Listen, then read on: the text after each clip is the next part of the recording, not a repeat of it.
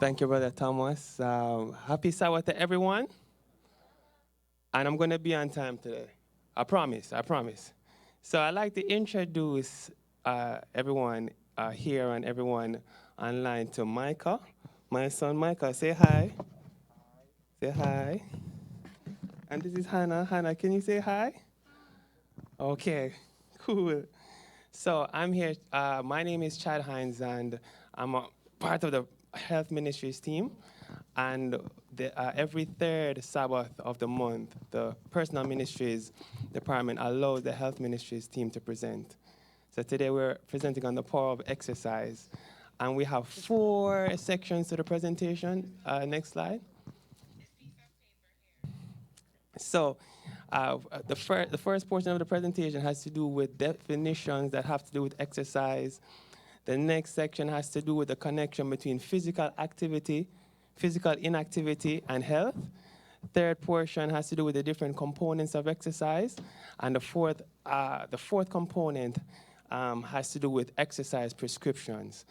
So in terms of definitions, physical activity is defined as any movement of the body done through skeletal muscle contraction that causes energy expenditure to be beyond its baseline, while exercise is the purposeful use of physical activity that is organized, planned, and recurring, and that is done with the intent of improving or maintaining one or more components of one's health.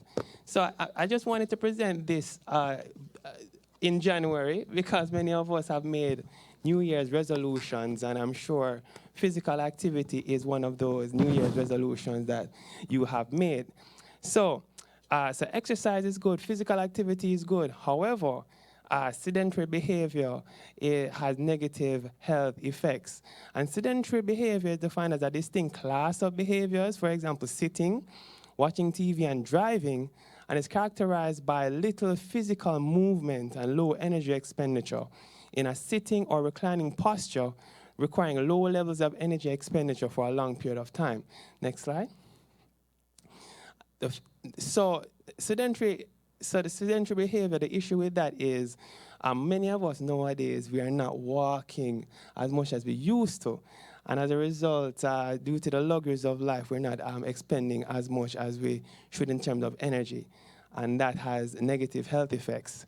However, fitness now is defined as the ability to perform one's activities of daily life, responding to emergencies, and enjoying leisure time activities with sufficient energy and vitality and without excess fatigue. And it's the outcome of exercise. And this is what we aim for when we exercise, to be physically fit. Deconditioning now is the state of health that occurs from being consistently physically inactive and lacking exercise in one's daily life, all of which results in the loss of function. Now, in terms of the connection between physical activity, inactivity, and health, physical inactivity is a major contributor to premature death worldwide. Even persons who are active, even obese persons who are active, live longer than obese persons who are inactive.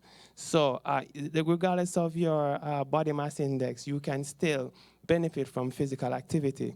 2/3 of Americans are inactive.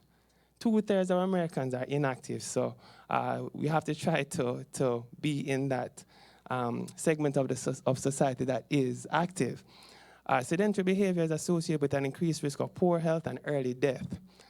Now, sitting, prolonged uninterrupted sitting is associated with premature death regardless of how active you are otherwise. So let's say you are a weekend warrior, you exercise, you play basketball on the weekends. If you're at work and you're sitting for most of the time, the sitting for a prolonged period can harm your health. So 2-minute bouts of walking every 20 minutes have been shown to improve blood and insulin levels compared to continuous sitting. No, so I know I was thinking about this, and I know sometimes we're in church, right? And sometimes we're sitting for a prolonged period. It's good to get up and sing a chorus or a hymn intermittently, because that helps with your insulin and your blood sugar levels. So if you're at work, try to get up intermittently. If you're watching TV, try to get up during commercial breaks. Now, watching television is associated with prolonged sitting and eating unhealthy foods, and it's associated with an increased risk of death. Next, right, so watching TV by itself is a risk to one's health. So try to either get up intermittently or try to find other activities that allow you to be more active. Next slide. So the different components of exercise, there are 4 components of exercise. There's the aerobic exercise. Aerobic exercise is defined as a rhythmic movement of the large muscles of the body for a sustained period of time. Walking, running, swimming, examples of aerobic exercise. Strength and resistance training. This has, push-ups, weightlifting, squats. This is defined as the contraction of muscles against external resistance with the goal of increasing lean body mass and improving muscular strength and endurance. The next component of exercise has to do with flexibility, which is the range of motion that is possible at a joint. So, when you get up in the morning, it's good to touch the ceiling, touch the sky, and then at the same time, it's good to touch your toes. Some people recommend warming up first before stretching because it allows you to stretch, to not harm the ligaments. So some people walk first and then stretch, as opposed to stretching first and then walking. So that's something to consider. And finally, balance improves one's ability to stand and to stand destabilizing forces, which is more significant as we get older and there's an increased risk of falls. It's important to be able to have the balance to prevent you from falling, because falling increases the risk of hip fractures and other bone fractures. Aerobic exercise, it improves your looks, improves your bone health and weight, improves your brain function, lowers the risk of chronic disease, and it strengthens bones, and it improves sleep and quality of life, improves mood, and it reduces the risk of some cancers like breast cancer and prostate cancer.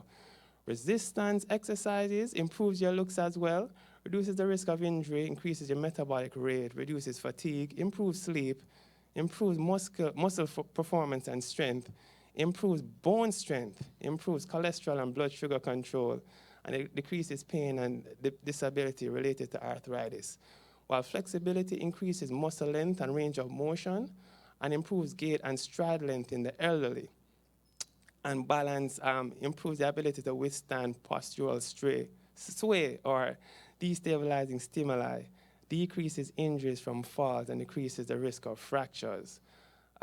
Finally, in terms of exercise prescriptions, these are the recommendations for each component of exercise. So in terms of aerobic exercise, walking and jogging, the recommendation is 150 minutes per week of moderate intensity exercise.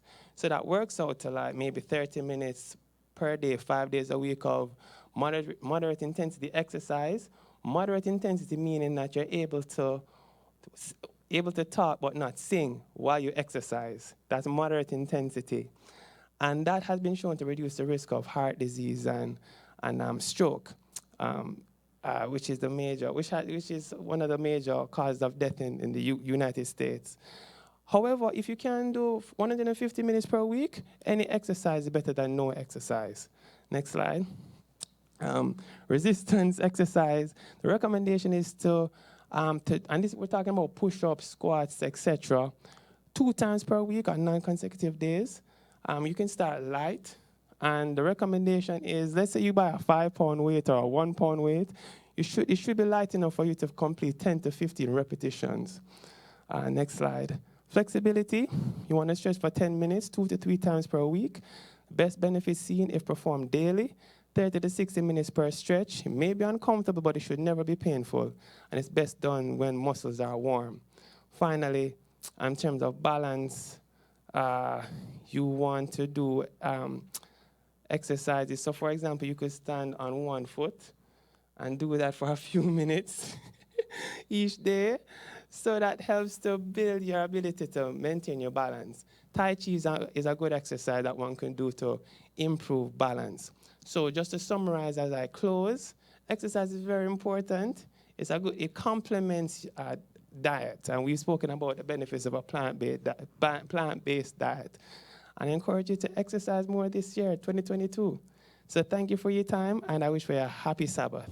Take care. Amen.